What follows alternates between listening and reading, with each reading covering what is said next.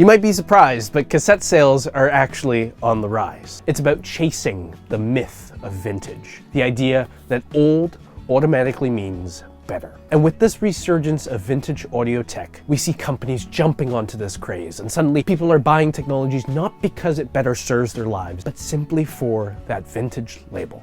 In a time where so much of our lives is filtered through social media, vintage tech isn't just about taste. It's about signaling that you have taste. For Gen Z, the generation raised on aesthetic curation, irony, and the constant need to brand themselves online, cassette players and vinyl records become props in a performance. Remember that stat that 50% of vinyl buyers don't even own a record player? That's not proof of a love for analog sound. It's proof of a cultural moment where owning the object matters more than using it.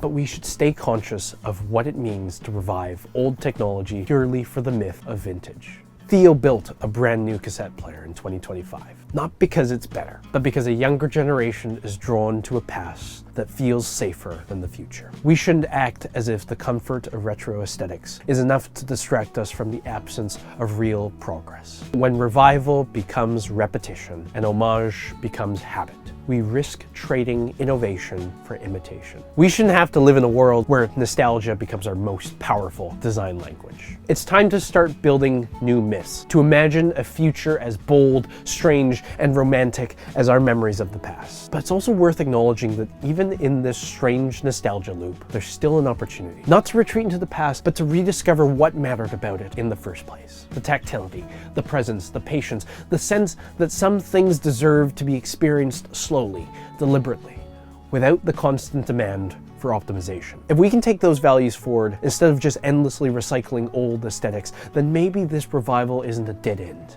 but a starting point. If products like the CP13 can help us remember these values, even briefly, it can be a starting point for something authentically, radically new. And if anything, that, I think, is a myth worth believing in.